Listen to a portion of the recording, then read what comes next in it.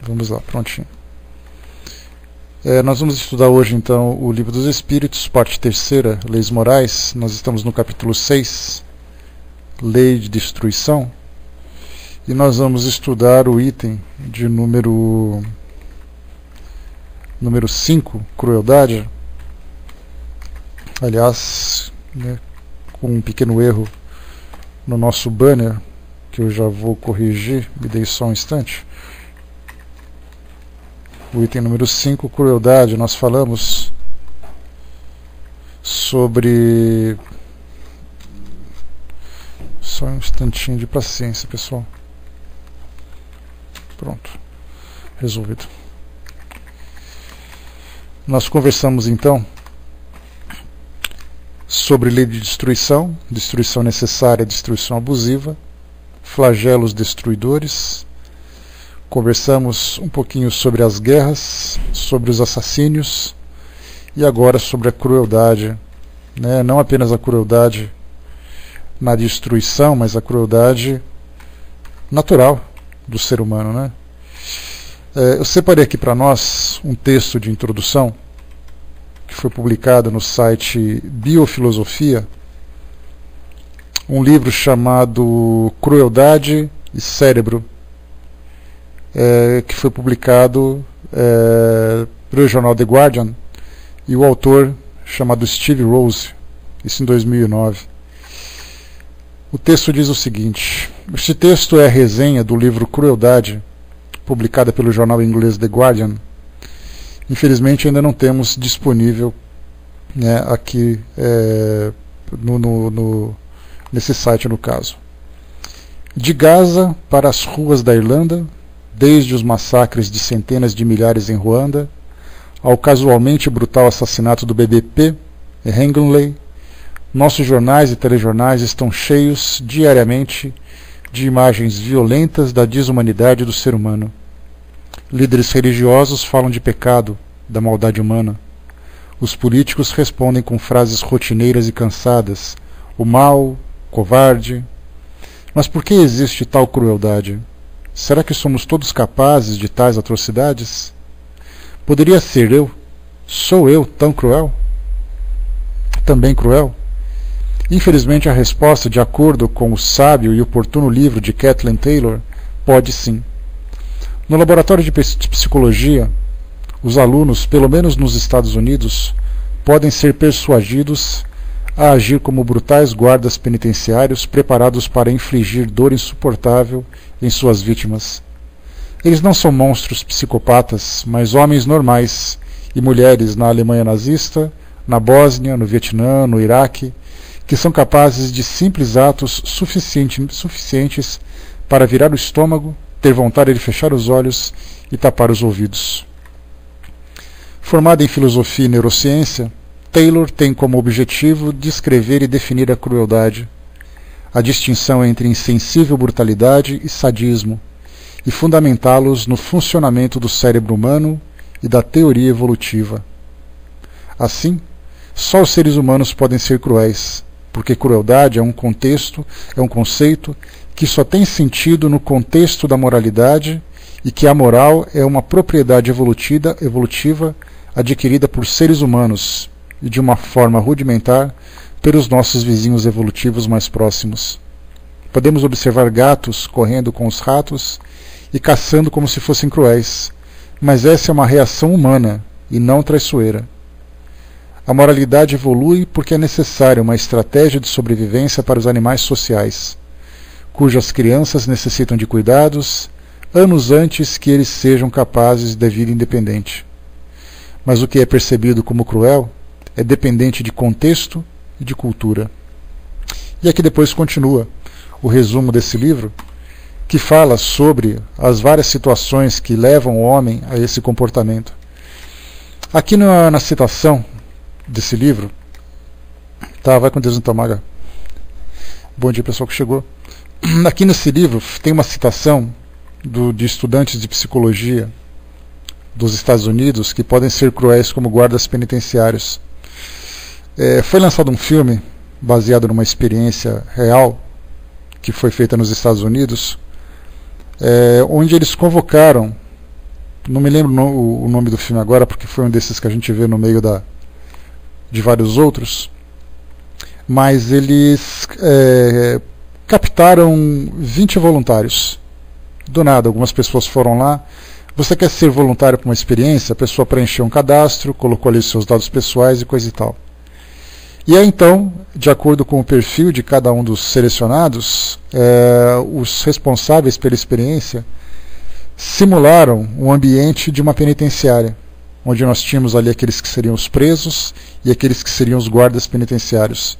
E de acordo com o perfil, colocou cada um numa condição. Alguns seriam os presos e outros seriam os guardas. E estabeleceu algumas regras de condutas, de conduta dentro daquele ambiente. E aí então eles filmavam, colocavam câmeras em todos os locais para poder observar o comportamento de todo mundo. E aí então eles foram analisando o que acontecia no primeiro dia, no segundo dia, no terceiro dia. Inicialmente era aquela coisa, já que as pessoas se conheciam e todas elas tinham ali o mesmo nível social, o mesmo grau de conhecimento, não eram pessoas especiais, não tinham nada demais.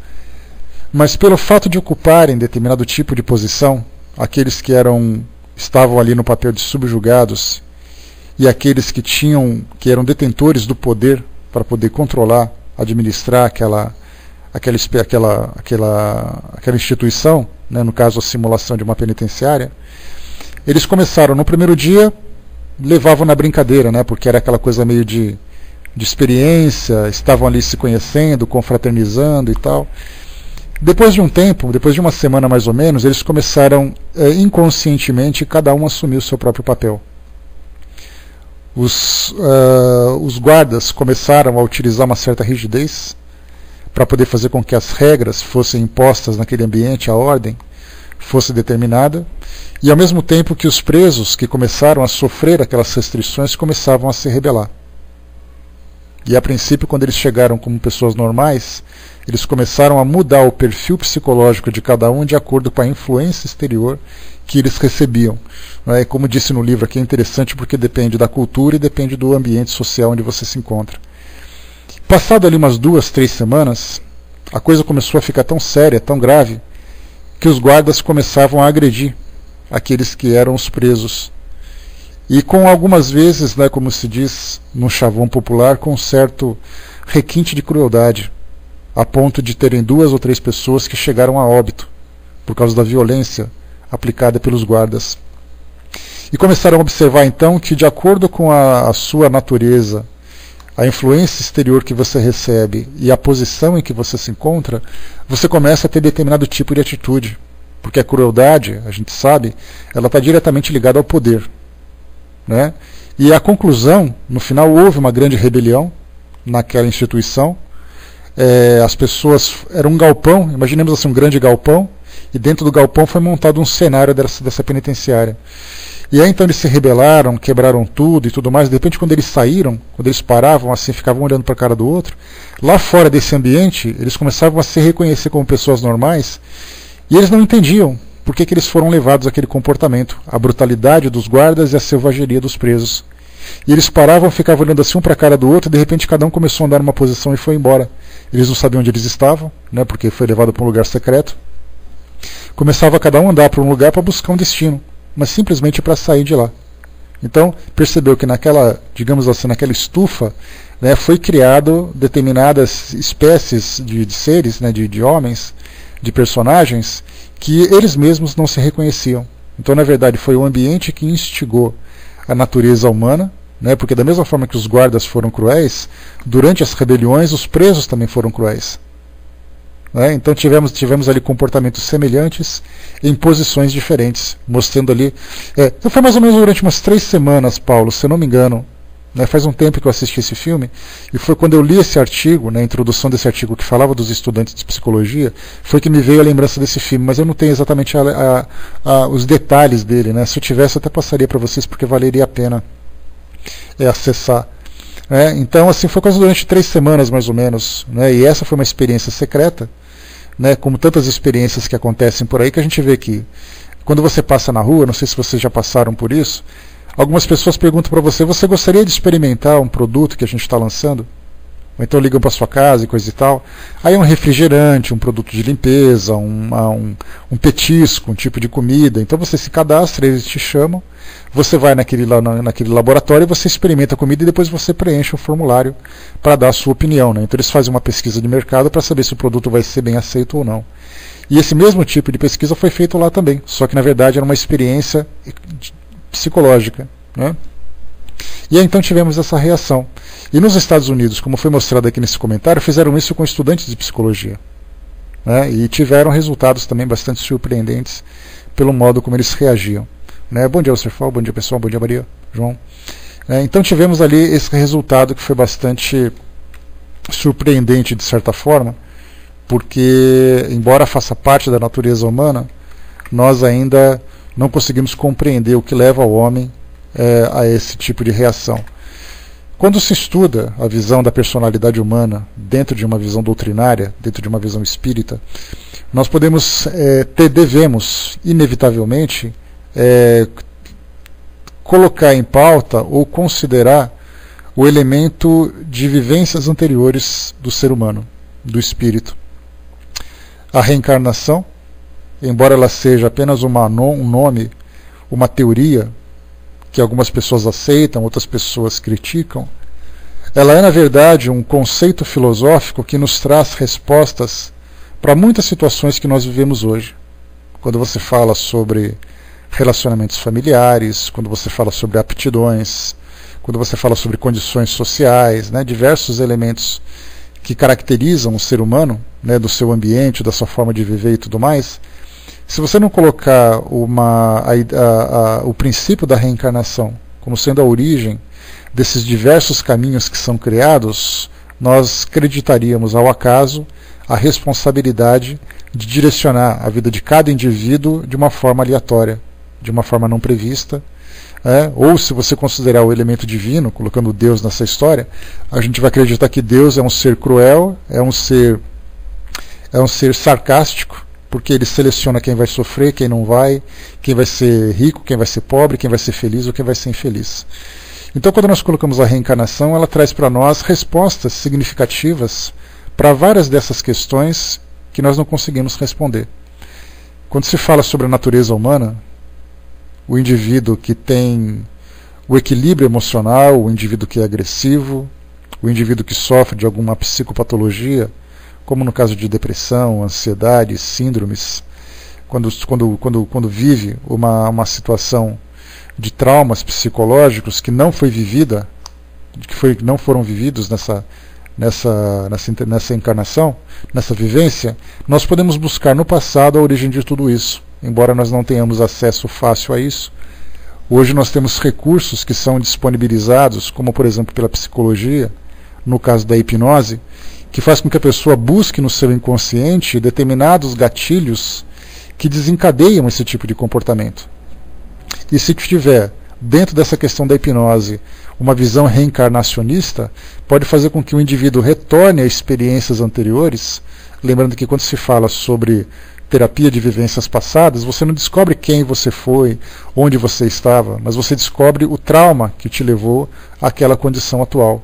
E tendo contato com esse trauma, faz com que você crie ou lide com uma forma diferente com aquela experiência, já que você não está vivenciando-a diretamente, mas você está vendo a situação acontecendo e você consegue se trabalhar observando de longe aquele fato. Então hoje são utilizados recursos dessa natureza. Então quando se fala sobre reencarnação, vinculado a essa questão da crueldade, que entra um pouco do sadismo, como a gente viu, da brutalidade, envolvido com aquela sensação de poder, de você ter a capacidade de dominar alguma coisa, e lembrando também que a violência para nós, de certa forma, por incrível que pareça, ela pode nos proporcionar um tipo de prazer. Nós sentimos prazer com a violência, por incrível que pareça. Isso porque, quando nós falamos sobre aquilo que nos dá sensações agradáveis, nós envolvemos, por exemplo, a violência, nós envolvemos a sexualidade. Inclusive Flávio Gicovati, que é aquele psiquiatra famoso, né, que já participou de novela, já participou de programa de entrevistas e tudo mais, ele fez um comentário certa vez mostrando o seguinte, que é muito comum durante o ato sexual o homem colocar ali uma gota de violência. E por que isso tudo? Que mostra aquela história de bater, de gritar, de unhar, de usar força física durante o ato sexual. Então mostra que nesses momentos de grande prazer a violência acaba sendo um ingrediente que participa do nosso comportamento. Então a violência está praticamente em tudo, né? No trânsito, hoje, se você não agride fisicamente, você agride verbalmente, né? Quando a gente tem partida de futebol, quando a gente tem alguma coisa, algum tipo de esporte que a princípio deveria ser prazeroso pelo evento em si, quando tem um quebra-quebra, quando tem aquela agressão entre os participantes, é aquilo que mais chama atenção. Eu me lembro de nós estamos aqui vivenciando no Brasil, né, um campeonato chamada Copa São Paulo de Futebol Júnior, que é um torneio de futebol de times de vários cantos do país, de jovens até 20 anos de idade, né, que são os juniores. E eu me lembro de um campeonato, de um desses campeonatos passados, em que os finalistas foram o time do São Paulo e do Palmeiras. E a final foi no estádio do Pacaembu, aqui na capital.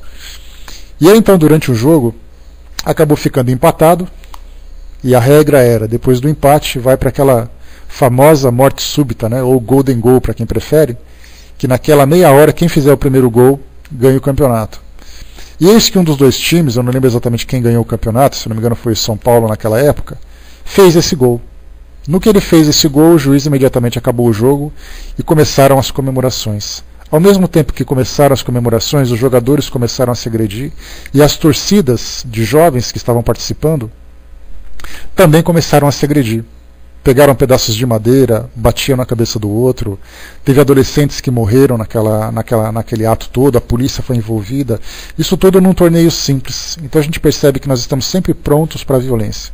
Embora nós desejemos a paz, né, vira uma guerra, uma coisa assim de caso de polícia, famílias chorando depois na televisão dizendo que meu filho tinha 15 anos, ele só foi ver um jogo de futebol e nunca mais voltou para casa. As cenas que mostravam eram cenas chocantes, que você olhava e falava, como é que alguém é capaz de fazer aquilo tudo, de você pegar uma madeira e bater cruelmente no meio da cabeça da outra pessoa, a ponto dela cair inconsciente no chão e ter convulsões, e depois você continuar chutando a cabeça dela, né? Então eu estou passando para vocês um cenário que mostrou na televisão. Então, mostrou o quê? Que, embora conscientemente nós desejemos a harmonia, a paz, a tranquilidade, a fraternidade, instintivamente nós trazemos isso na nossa personalidade, o instinto de sobrevivência e da agressividade. Quando a gente fala sobre um estudo antropológico, né, ou psicológico e antropológico, a gente lembra que o homem, na origem do seu desenvolvimento, da sua sociabilização, a gente já falou isso várias vezes, né, e é sempre importante a gente reforçar, porque quando se fala sobre a crueldade é o extremo do comportamento, mas qual é o comportamento em si? A gente lembra que o homem traz alguns valores ainda bastante primitivos que são necessários para a sua sobrevivência no início da sua evolução. Então o homem ele precisa ser egoísta para poder proteger aquilo que ele tem, então ele tem que guardar para si aquilo que lhe pertence, porque a sua sobrevivência dependia daqueles elementos básicos, né, como uma ferramenta, um cobertor, um utensílio que ele criou, uma árvore, uma caverna, um lago, seja como for. Para quem assistiu 2001, Uma Odisseia no Espaço, quando mostra no início do filme aquele monolito que foi descoberto e aqueles macacos que estavam em volta, a gente lembra que eram dois bandos de macacos que estavam ali caminhando, e um achou uma fonte de água e o outro queria tomar. E aí então eles começaram a descobrir as ferramentas de agressão, que era um pedaço de osso, um fêmur bastante grande, que ele começou a bater e percebeu que cada vez que ele batia no chão ele quebrava alguma coisa. Então ele levantou aquilo como se fosse uma arma e atacou aquele bando que era mais frágil. Né? Então o egoísmo faz parte da sua natureza, fazia parte da sua natureza. Quando a gente fala sobre violência, ele dependia da violência para poder se proteger do ambiente hostil em que ele vivia, das ameaças da natureza, dos animais, daqueles que eram os opositores. Então a gente vê violência, o egoísmo, o orgulho, comportamentos e valores que o homem necessitava no início da sua evolução. Quando a gente fala sobre reencarnação, voltando àquele nosso raciocínio inicial, os homens, os espíritos que estavam ali, que alcançaram a condição de seres humanos, lembrando que o princípio espiritual vem evoluindo desde 2010, o ano em que faremos contato, Eduardo. Tá? É a continuação do 2001, Odisseia no Espaço, o filme de Stanley Kubrick. Então, quando a gente fala sobre o princípio espiritual, que evoluiu desde dos reinos inferiores, né? Vimos sim, a gente tem acompanhado, Sandra, o que aconteceu com o transatlântico lá no litoral de Nápoles. Então, quando a gente fala sobre a evolução do princípio espiritual, ele começa nos reinos inferiores, no reino animal, e depois ele alcança o reino nominal. Mas ele alcança intelectualmente essa condição de humano, mas instintivamente ele ainda traz os seus princípios animais. E aí então ele vai evoluindo, encarnação após encarnação, que felizmente a gente não consegue mais acompanhar aqui no nosso mundo hoje, porque o nosso planeta já não é mais um mundo primitivo, ele é um mundo de provas e expiações. E isso significa que nós já estamos numa condição de liberdade de ação e de capacidade de assumir as responsabilidades. Nos mundos primitivos, que a Terra já viveu no seu passado, a gente lembra disso, que quando pega os reinos antigos, estudando história antiga, a gente tem ali os fenícios, os babilônios, os sumérios, os egípcios, os arianos da Europa, os asiáticos, os americanos. Então a gente vê ali aqueles povos bastante primitivos. Um outro filme recomendável também é Apocalipto, de Mel Gibson, que mostra a relação dos povos maia lá na América Central, de uma tribo com a outra, o instinto e a crueldade entre eles também, inclusive os sacrifícios que eles realizavam. Então o homem vai evoluindo de encarnação após encarnação, se desenvolvendo intelectualmente e também desenvolvendo os atributos superiores que existem dentro dele, os valores, as virtudes que se encontram ali, porque da mesma forma que o homem foi dotado de instintos inferiores para sobreviver, ele foi dotado também de virtudes para que pudesse evoluir. Todos esses ingredientes foram colocados, digamos assim, no mesmo caldeirão. Não tem aquele que veio primeiro, aquele que veio depois. Tudo veio ao mesmo tempo. Só que um se sobrepõe ao outro pelo fato do homem ainda ter na sua natureza determinado tipo de comportamento. Então, se ele vivencia ainda a materialidade, se ele vivencia ainda as sensações, naturalmente são os atributos inferiores, exatamente, o filme sobre é chamado de A Guerra do Fogo, que é um filme que mostra, um filme francês, que fala sobre a evolução dos povos primitivos também, em busca do fogo e de outros conhecimentos. E aí, então, como o homem tem ainda essa necessidade de sensações físicas, necessidade de valorizar muito mais a vivência material que ele tem do que a vivência espiritual, até porque no início da sua jornada ele mal tem consciência de que ele é um espírito. Ele simplesmente se vê como um indivíduo e satisfaz as suas necessidades naquele momento de se alimentar, de se reproduzir, de se proteger. Com o passar do tempo e com a própria evolução tecnológica do mundo, o homem adquirindo um pouco mais de conforto, um pouco mais de segurança, mais facilidade. A gente lembra que o homem era nômade no início da sua vivência, vivendo ali como coletor e caçador. Então ele chegava num ambiente, ele caçava e coletava os vegetais, caçava os animais. Quando acabava, ele simplesmente se mudava, ia para outro lugar e ele vivia assim. Até que um dia ele desejou se estabelecer. Ele decidiu se estabelecer num local e começou a ter a sua vida sedentária. E como nós já falamos, quando se fala em vida sedentária, ela não tem o mesmo sentido pejorativo que tem hoje. A vida sedentária significa o homem se estabelecer num local e se desenvolver ali, sem a necessidade daquele esforço sobre-humano que ele tinha para sobreviver. Hoje, quando a gente fala em sedentarismo, a gente vê alguém gordo sentado na frente da televisão, comendo pipoca e prestes a ter um infarto do miocárdio. Então, a ideia do sedentarismo mudou um pouco as características, porque nós, percebemos que a vida sedentária é nociva para todos nós, né? Seu marido, Sandra? Né? Então, o homem foi então descobrindo que a vida sedentária para ele era muito mais tranquila. Ele aprendeu a pastorear, ele desenvolveu técnicas de agricultura, ele desenvolveu técnicas de construção, regras de sociedade, então ele começou a fundar as primeiras tribos, né? Então, nessa época primitiva do nosso mundo, a gente encontrava esses cenários, essas situações.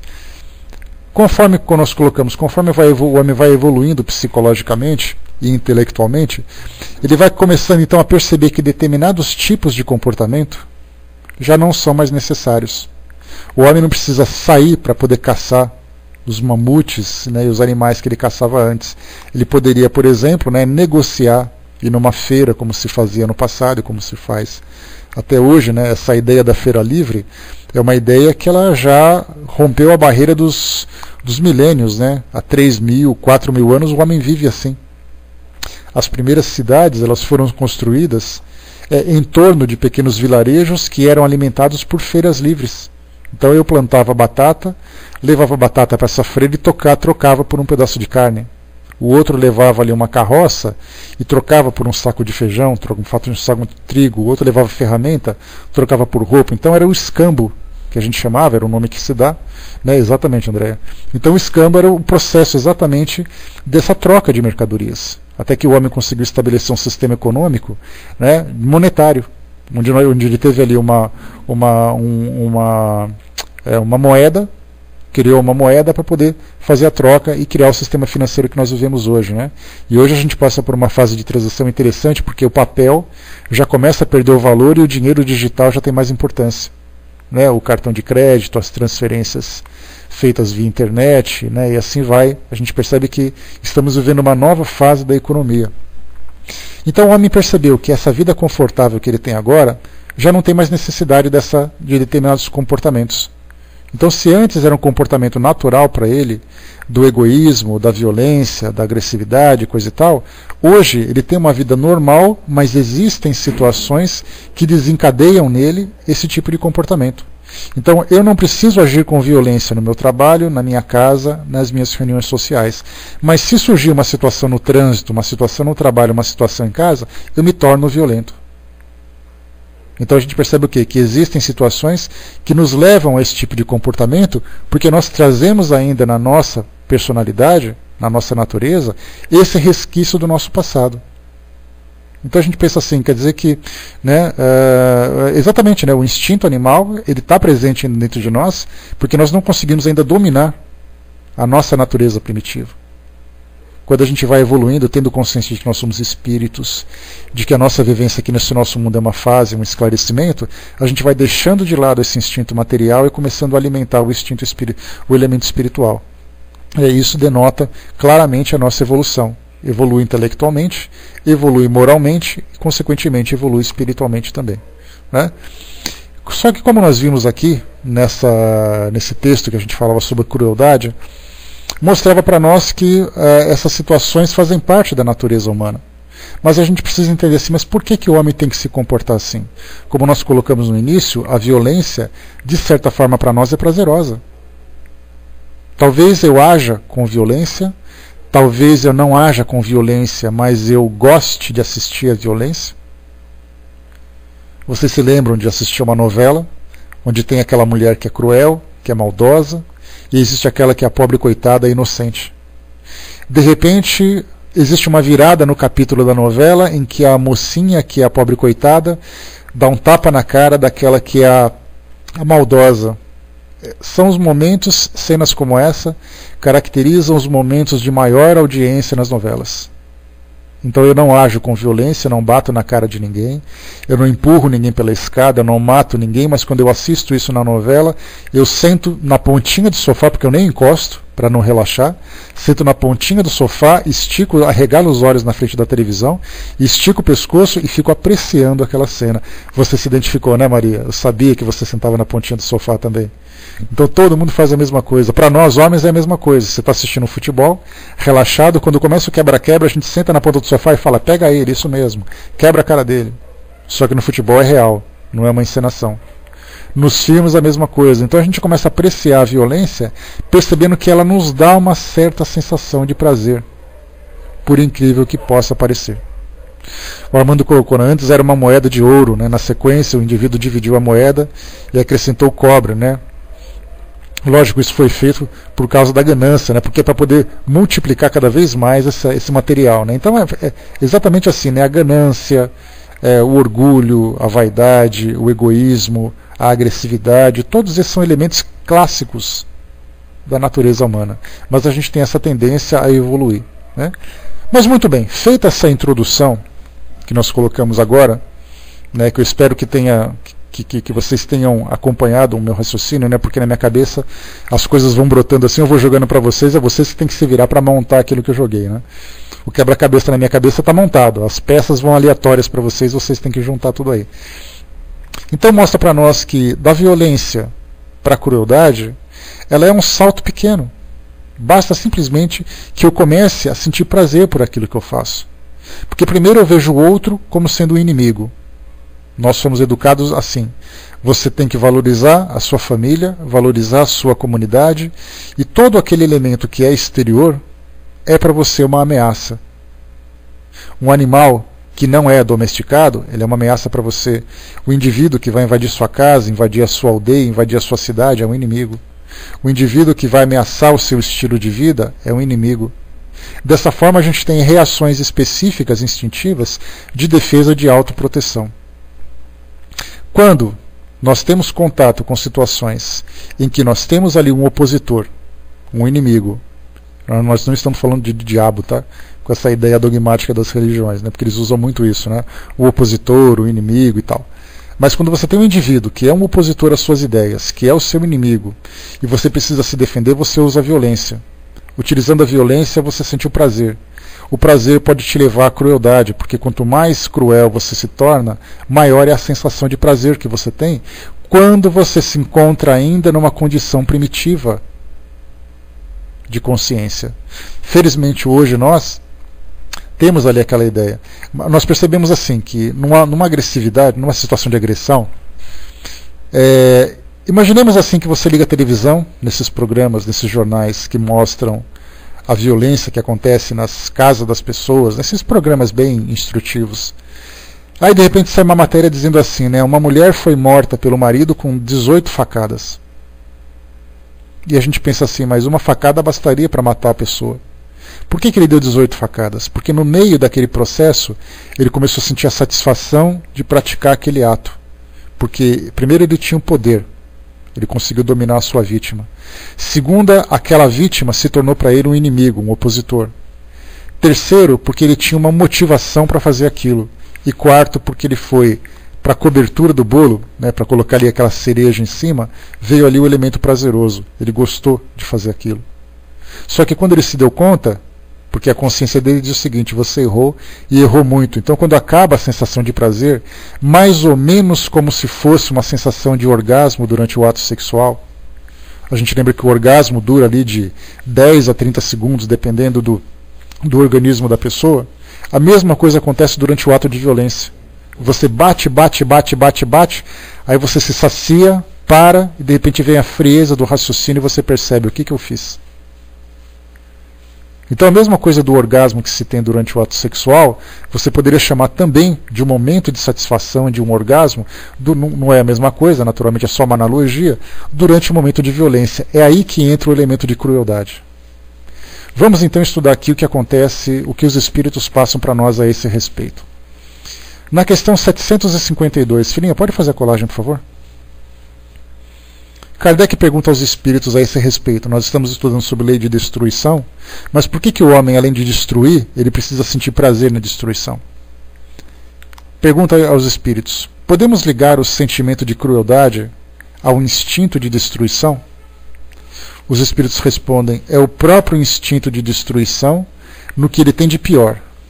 Porque se a destruição é às vezes necessária, a crueldade jamais o é. Ela é sempre a consequência de uma natureza má. E essa natureza má significa um indivíduo muito mais ligado ao seu corpo físico do que à sua consciência espiritual. Porque o nosso corpo físico, a gente lembra, ele é um veículo de prazer. Tanto é assim que quando eu bebo uma substância alcoólica, quando eu faço uso de alguma substância entorpecente, quando eu me alimento em excesso, quando eu tenho ato sexual, quando você busca as sensações, no tato, né, no seu sistema nervoso, pontos de prazer, significa que esse veículo físico é para mim um veículo de prazer, um canal de satisfação. Quando eu estou muito mais ligado a esse corpo físico, eu vou fazer de tudo para que as coisas, para que os estímulos externos, ou para as substâncias que eu ingeri, que eu assimilar, me provocar determinada reação, eu vou sentir um prazer. Então eu estou muito mais ligado a ele. Com o passar do tempo, o homem vai se desprendendo do seu corpo físico, percebendo que prazer não é tudo. Porque nem tudo que você faz te proporciona prazer. Nem tudo aquilo que é necessário te proporciona algum tipo de satisfação. Às vezes você precisa fazer algo que é necessário, porque eu tenho consciência que é importante, e aquilo eventualmente pode até me provocar uma dor, uma angústia, um sacrifício, mas eu sei que é necessário. Então eu sei que prazer não é tudo. Agora, se eu vivo em função do prazer, então eu vou fazer tudo para que esse prazer aconteça. E daí então que mostra que essa natureza má, muitas vezes, denota muito mais o apego e a inferioridade do indivíduo vivendo no mundo material do que necessariamente que consciencialmente ele deseja ser assim. Na questão 753, vocês estão percebendo que a gente está tentando fazer uma avaliação psicológica dessa situação sem nenhum tipo de fundamentação ou sem nenhum tipo de especialização, né? Então, eventualmente, isso pode estar equivocado, mas dentro do nosso raciocínio a gente busca esse tipo de ideia, né? Na questão 753, por que motivo a crueldade é o caráter dominante dos povos primitivos? Ou seja, quando a gente observa naquelas sociedades que vivem ainda nessa mesma condição de agressividade, de violência, Bom, então tudo certo, né, Regina? O raciocínio está indo na direção correta, né?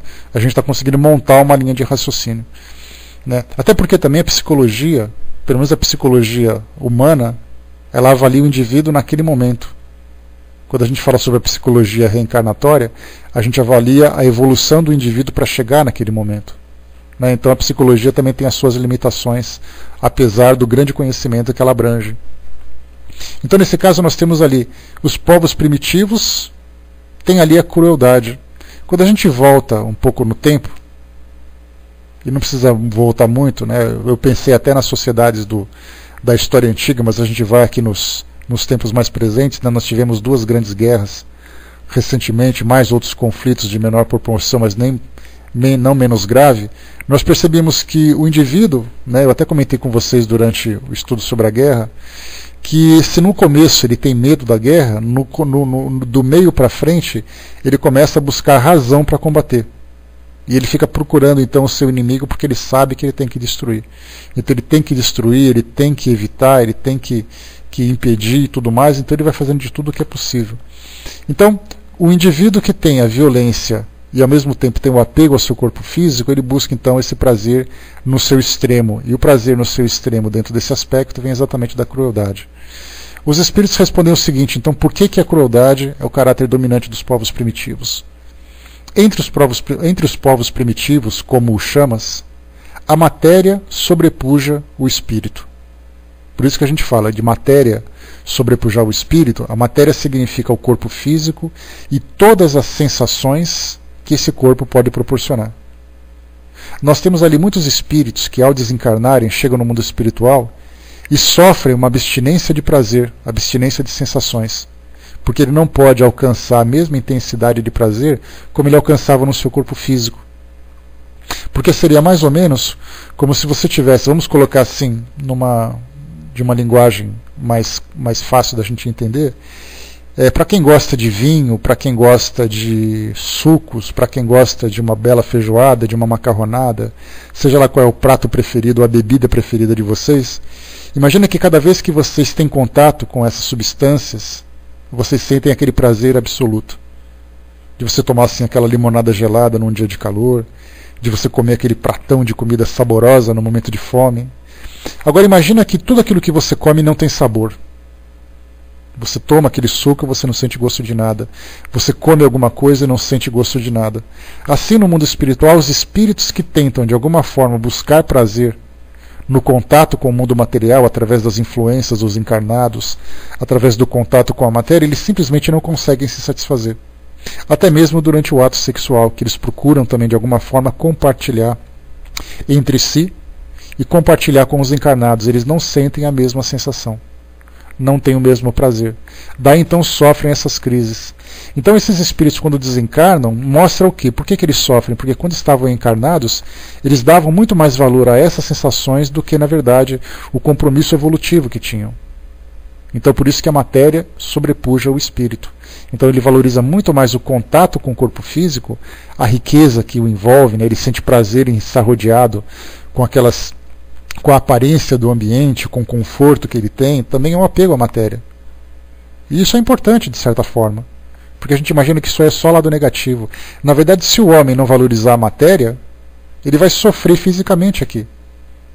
Então, dessa forma, ele faz o quê? Já que eu sinto prazer em estar num ambiente confortável, eu vou trabalhar para que ele seja transformado. E é por isso que o mundo se transformou das cavernas no passado até as nossas residências de hoje. Tendo mais conforto, temos decoradores, projetistas, engenheiros que criam um ambiente que dê conforto para o homem. Porque nós estamos aqui encarnados, então nós buscamos um ambiente confortável enquanto estamos encarnados. Se eu tenho uma consciência que me desprende desse mundo material, quando eu desencarnar eu não vou sentir falta de nada. Afinal de contas eu sou um espírito e não preciso da matéria. Responde aos espíritos então que a matéria sobrepuja o espírito. Eles se entregam aos instintos animais e, como não têm outras necessidades além das corpóreas, cuidam apenas da sua conservação pessoal. É isso que geralmente o torna cruéis. Além disso, os povos de desenvolvimento imperfeito estão sob o domínio dos espíritos igualmente imperfeitos, que lhes são simpáticos, até que povos mais adiantados venham destruir ou arrefecer essa influência. Então, mostrando também que, além das escolhas que nós fazemos, existem também os próprios estímulos que nós recebemos. Os estímulos da convivência, os estímulos do ambiente, os estímulos dos espíritos. Que vem aqui dizendo assim, olha, faça isso mesmo, porque já que eles não conseguem alcançar essa sensação quando estão desencarnados, então eles fazem isso com os encarnados para que possam, pelo menos, suavizar. Basta a gente ver que um espírito, por exemplo, que tem ali a dependência alcoólica, que é uma das grandes doenças da nossa sociedade, né? Aliás, sempre foi. Alcoólatras existem desde os tempos mais antigos.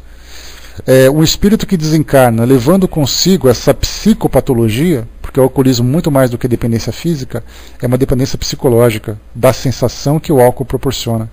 O espírito então se vincula a outras pessoas, estimulando-as a ter a mesma prática para que, de certa forma, absorva essas sensações pela conexão mental que ele estabelece. Então, digamos assim, se por acaso você come aquele alimento, aquela comida, bebe aquela bebida que não tem mais sabor, pelo fato de você já não poder mais senti-la, você consegue fazer com que pelo menos o cheiro chegue até você. É uma analogia bastante pobre, bastante simples, mas uma comparação. Daí então a grande influência que eles proporcionam. O cheiro é melhor do que nada. Ou seja, a mais suave, a mais sutil sensação é o melhor do que você pode ter. Então, já que é isso que eu posso ter, eu vou fazer com que isso seja constante e na maior intensidade. Daí então essas influências exteriores que nós temos também, né? Então, e os espíritos que provocam esse tipo de domínio, né, de povo contra povo, de indivíduo contra indivíduo, é porque eles mesmos se comportavam dessa forma. E levam consigo esse nacionalismo, esse sectarismo na sua consciência, e chegam no mundo espiritual, eles querem perpetuar esse mesmo tipo de comportamento. Aqui entre os nossos estudos, tem uma citação bastante interessante, feito pelo espírito Miramês, naquele livro, o Livro dos Espíritos Comentado, que vocês podem achar na internet, que é bem interessante. Cada uma das questões do Livro dos Espíritos traz um comentário bastante coerente de Miramês, né, um desses instrutores espirituais que estão sempre atentos às nossas necessidades educativas, né? Então ele trouxe para nós aqui uma citação interessante, que ele diz assim: Precisamos ter os olhos para ver as coisas de Deus na sua devida harmonia. Se o espírito foi criado simples e ignorante, o seu despertar lhes custa caro. Ele passa por porfiadas experiências e em cada uma delas sofre as consequências do que elas apresentam, mostrando a alma que deve lutar para vencer as qualidades inferiores e adquirir a plenitude da vida, que é o amor. A ferocidade da alma é a condição da sua imaturidade, e o tempo vai lhe mostrar o esforço próprio como prêmio da conquista de evolução. Então mostra para nós as necessidades, mostra os objetivos e as dificuldades que nós enfrentamos para poder dominar essa nossa natureza inferior. Bom dia, pessoal que chegou. Bom dia, professor. E isso mostra uma outra situação interessante, que muitas vezes eu não quero ser agressivo, mas eu acabo sendo porque eu não consigo controlar meu temperamento. Muitas vezes eu quero resolver as coisas de um jeito, mas impulsivamente eu faço de outro. Depois me vem a culpa, me vem o arrependimento, me vem aquelas crises de consciência que a gente acaba sofrendo, exatamente por não conseguirmos ainda dominar esse lado primitivo. Mas faz parte de um processo. A partir do momento em que eu consigo identificar na minha personalidade esses elementos negativos, esses elementos inferiores, e me sinto mal por ter que conviver com eles, isso denota um salto significativo na evolução. Pode parecer pouco. Você sabe, mas você não faz nada. Antes eu fazia e não sabia. Essa consciência que eu tenho hoje já é alguma coisa, porque ela me provoca um certo tipo de sofrimento. E depois de um tempo, quando eu tiver o pleno domínio, eu vou alcançar então a plenitude, aquele estágio mais evoluído de pureza que os espíritos demonstram para todos nós. E como a gente coloca, quando se pega Jesus como referência para nós, e Jesus era o espírito de maior elevação com o qual nós tivemos contato, a gente pensa assim, mas Jesus ele não é violento, Jesus não é cruel, Jesus não é isso, Jesus não é aquilo. Mas na verdade a gente lembra que o espírito puro não significa que ele conseguiu apagar da sua natureza todos esses elementos negativos. Na verdade ele tem pleno domínio sobre eles. E eles já não provocam mais nenhum tipo de efeito negativo. E chega uma hora que o domínio é tanto que esses elementos primitivos acabam se dissipando da sua personalidade. Eles já não têm funcionalidade. Então, na verdade, nós temos assim, você vai dominando, controlando, vai buscando esse autocontrole diante dessas situações para que você possa reagir dessa ou daquela forma. A gente vê nos comportamentos das crianças hoje que tem crianças que são mais dóceis, crianças que são mais explosivas, mais agressivas. E isso não significa necessariamente que ela seja boa ou má, é apenas a forma como ela lida com os seus próprios valores. E precisa, no caso daquelas crianças que são mais explosivas, de uma educação mais intensa, de chamar atenção, de educar, de orientar. Exatamente, Darlene, o engatear e o andar. Então, essas crianças, se elas não forem educadas devidamente, colocando ali, estabelecendo limites, mostrando não apenas o que é certo, o que é errado, mas aquilo que traz como consequência, que vem como consequência daquilo que ela faz, ela vai se tornar um ser humano também sem esse controle. E eventualmente pode se tornar uma pessoa cruel também. Na questão 754, a crueldade não decorre da falta de senso moral? Então é aquilo que a gente até já respondeu no nosso início, porque o senso moral, na verdade, ele já se encontra na nossa natureza desde o início. A diferença é que uma se sobrepõe à outra. A importância que as sensações têm para mim é maior do que a reflexão, do que o comportamento equilibrado. Então eu dou muito mais valor a um aspecto do que outro. Conforme o tempo vai passando, eu vou crescendo intelectualmente, vou crescendo também moralmente. A vida que eu levo, o mundo vai se transformando, eu vou também modificando o meu comportamento. Então eu vou dando muito mais valor à questão moral do que à questão instintiva. Hoje, qual será exatamente a condição em que nós nos encontramos? Como os espíritos dizem para nós, o nosso mundo hoje ele é considerado um dos mais primitivos do universo. Um dos mais. Um dos mais inferiores. Por que isso tudo? Porque mundo de provas e expiações não significa que teve ali uma evolução de grande importância. Na verdade, nós estamos aqui despertando a nossa consciência. E despertando a nossa consciência, significa que eu sou capaz agora de discernir o certo do errado, já consigo ter vontade de melhorar, mas não significa que eu consiga fazer isso com facilidade. Então, quando se pergunta se a crueldade não decorre da falta de senso moral, os espíritos respondem: dize o senso moral não está desenvolvido, mas que não está ausente. Porque ele existe, em princípio, em todos os homens. É esse senso moral que os transforma mais tarde em seres bons e humanos. Ele existe no selvagem como o princípio do aroma no botão de uma flor que ainda não se abriu. Então mostra que nós temos esses valores. Basta que nós despertemos. Só que para esse despertamento a gente lembra que a vida nos proporciona experiências das mais diversas. Primeiro que instintivamente, um aspecto positivo do instinto é aquele instinto de família. Um instinto materno, um instinto filial, um instinto paternal. Então eu crio uma certa afeição, embora seja muito mais caracterizado pelo apego do que pela afeição naquele início, sentindo o afeto por aquelas pessoas que estão ali presentes comigo. Com o passar do tempo, eu vou começando a sentir a dor da perda, a dor da ausência, e essas dores que eu vou vivenciando vão despertando em mim essa consciência. Se eu vou perder, então eu começo a valorizar, começo a dar importância. Se eu faço alguma coisa que me provoca dor, eu vou evitar fazer para não sentir dor. Então nós estamos passando primeiro pelo processo de adestramento.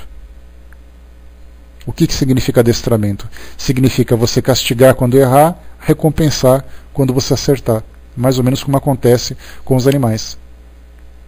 Embora quando se fala em castigo dos animais, é aquele castigo educativo, de você puxar uma coleira com um certo tranco, de você chamar a atenção com um tom de voz diferente. Então você recompensa ou você castiga de acordo com o comportamento. Nós estamos vivendo assim. Depois que nós passamos por esse processo de adestramento, nós entramos no processo de conscientização.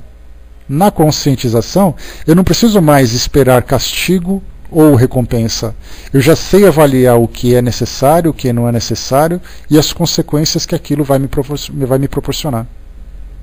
Então eu faço assim, olha, eu não posso fazer isso porque é errado. É errado para mim e é errado para as pessoas que vão sofrer as consequências daquilo. Então o que significa o quê? A consciência se desenvolvendo. Entre o adestramento e a conscientização, nós estamos lá no início do adestramento. Ainda dependemos de recompensas e castigos. Grande parte da sociedade é assim. E nós estamos começando agora a ter um pequeno resquício de consciência se desenvolver. Resquício não, pequenos fragmentos de conscientização se desenvolvendo dentro de nós. Daí então que vem a sensação de culpa e de medo. Então por isso nós colocamos que o senso moral, ele existe em nós, mas ele se encontra ou adormecido, ou ainda um pouco nebuloso dentro de nós.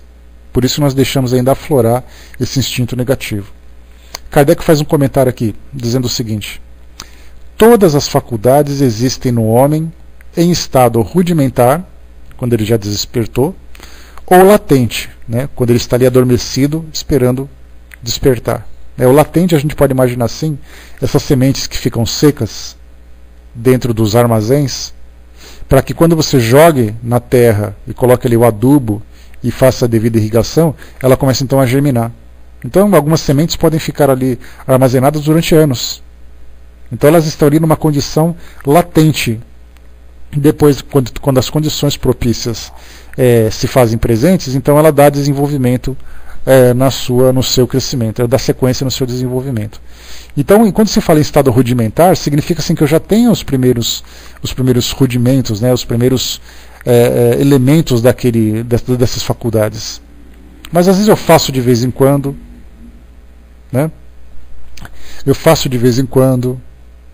às vezes eu faço sem saber exatamente o que eu estou fazendo. Então começam a acontecer coisas que me levam a esse tipo de postura. Mas não significa que eu deseje necessariamente agir dessa forma. Então hoje nós estamos desenvolvendo esses elementos. O desenvolvimento excessivo, diz aqui Kardec, de umas impede ou neutraliza a de outras. A superexcitação dos instintos materiais asfixia, por assim dizer, o senso moral.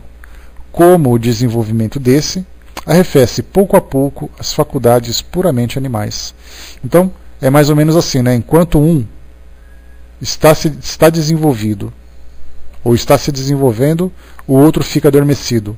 Quando esse adormecido começa a se desenvolver, naturalmente ele começa então a diminuir a intensidade do outro. Então nós ainda estamos, na nossa condição atual, nessa fase de transição entre um e outro, onde o negativo, o inferior, ainda tem muito mais força do que o superior. Né? Basta a gente ligar a televisão e começar a avaliar o que acontece no mundo. Né? Muitas vezes dentro da própria religião nós temos um comportamento meio equivocado pela filosofia que ele prega. Questão 755. Como se explica que nas civilizações mais adiantadas existam criaturas às vezes tão cruéis como os selvagens? Aí a gente vê, né, os escândalos que surgem quando nós temos ali dentro de determinados países que intelectualmente, economicamente demonstram uma certa evolução, e de repente você vê o comportamento de um indivíduo ou de um grupo de indivíduos que agem como se fossem os mais primitivos. Recentemente tivemos ali uma imagem que foi gravada durante a guerra no Afeganistão, onde nós tivemos ali soldados do exército americano, que é uma das maiores potências do mundo, pelo menos potência tecnológica do mundo, urinando em cima de alguns prisioneiros afegãos que tinham sido capturados ali próximo. Né? Então mostra-se como é que alguém pode se comportar dessa forma. Né? Na prisão de Guantánamo, né? Que eram os presos lá do Afeganistão que foram lá para Cuba. Né? E ali então eles tinham esse comportamento. Ou mesmo lá no próprio Afeganistão, quando eles filmavam, né, aqueles presos que estavam sendo humilhados, constrangidos, com inclusive soldados femininos tirando fotos, né, com certo sarcasmo, com uma certa ironia. Então a gente pensa assim, né, como é que isso contradiz completamente com aqueles valores, né, de uma Constituição que tanto enaltecem, de uma tecnologia que tanto mostram, de uma influência que tanto desejam exercer, com um comportamento dessa natureza. Foge, quer dizer, foge completamente, né, mostra uma grande incoerência. E como é que isso se explica? Respondem os espíritos para nós. Da mesma maneira que numa árvore carregada de bons frutos, existem os têmporas, né? Existem ali aqueles que são os abortos, né? Elas são, se quiseres, selvagens que só têm da civilização a aparência, lobos extraviados em meio de cordeiros. Os espíritos de uma ordem inferior, muito atrasados, podem encarnar-se entre homens adiantados com a esperança de também se adiantarem. Mas se a prova for muito pesada, a natureza primitiva reage. Aqui eu me lembro de uma situação, de um relato de Kardec, no livro O Céu e o Inferno. Nesse livro, só um instantinho, pessoal, por gentileza. Rapidamente, peraí que eu já volto, um instantinho. Pronto, voltando. Então, no livro O Céu e o Inferno, tem naquele capítulo que trata das entrevistas, né, que é ali dos exemplos dos criminosos arrependidos. Temos ali, lembrando que na época de Kardec, ele viveu ali no meados do século XIX, onde as execuções pela guilhotina era ainda a pena capital. Né? A pena de morte pela guilhotina era algo normal. Normal não, algo que a sociedade aplicava para os crimes de grande intensidade. Né? E aí então, alguns espíritos se manifestavam nas reuniões mediúnicas, que viviam naquela época e tinham sido submetidos a esse tipo de punição. Então eles falavam sobre a sensação que era de ser decapitados, por que foram decapitados e coisa e tal. E um desses homens que ali estavam, desses espíritos que se manifestavam, ele tinha sido preso por latrocínio, que é aquele roubo seguido de morte. Então ele tinha roubado uma pessoa, uma família, e matado ali os seus componentes. E aí então na entrevista, Kardec conversou com ele, ele demonstrou um grande arrependimento, porque a família tinha perdoado, mas ele sentiu uma grande culpa e coisa e tal. E aí então depois conversou com São Luís, né, com o espírito de São Luís, que era o orientador, era um dos orientadores dos trabalhos da Sociedade Parisiense de Estudos Espíritas. E ele então mostrou que esse espírito tinha feito a escolha de reencarnar numa sociedade civilizada. Só que a sua natureza animal ainda era muito potente, ainda dominava o seu comportamento. Daí então que ele não conseguiu resistir às tentações, né, que a vida naquele momento oferecia. Daí então que mostra para nós aqui, os espíritos de uma ordem inferior muito atrasados podem encarnar-se entre homens adiantados. Ou seja, existe uma programação reencarnatória de fazer com que eles reencarnem no meio social mais elevado, mais educado, digamos assim, para que ele mesmo, pela influência dessa sociedade, possa se reeducar.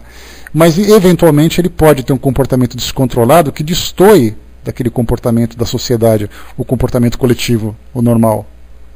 Daí então, né, que com a esperança de também se adiantarem. Mas, se a prova for muito pesada, a natureza primitiva reage. Porque esse indivíduo que reencarnou nesse meio nasceu como pobre, né, mendigava ali nas ruas de Paris, e aí então, se vendo em grande dificuldade, o que fez com que ele roubasse, com que ele matasse? O seu instinto de sobrevivência. Então, em vez de ele utilizar o seu intelecto para poder superar o seu instinto de sobrevivência, né, porque se eu estou passando fome, estou passando frio, eu posso, de alguma forma, procurar emprego, posso de alguma forma pedir ajuda, sei lá, posso fazer alguma coisa. Né? Inclusive, infelizmente, numa condição de grande humilhação. Como a gente percebe, né? A pessoa que mendiga naturalmente vive grande humilhação de ter que pedir coisas, de ter que ouvir as críticas, os apontamentos, as negativas. Né? E se por acaso eu vejo que nada daquilo que eu faço adianta, e eu não tenho força e resignação para aceitar aquela condição, então o automático automaticamente assume, né? Automaticamente, né? Assume o meu comportamento, que é exatamente o instinto de sobrevivência. E aí então essa prova, que foi muito mais pesada, acaba então não me colocando numa condição de equilíbrio diante daquele grupo. Aí então eu me destaco de uma forma negativa. E foi o que aconteceu com esse espírito. Ele foi morto, aliás, ele foi preso, foi julgado, foi condenado e foi morto por aquilo que ele fez, foi executado. E agora, como seriam as suas encarnações futuras? Não sabemos se ele continuaria reencarnando aqui no nosso mundo.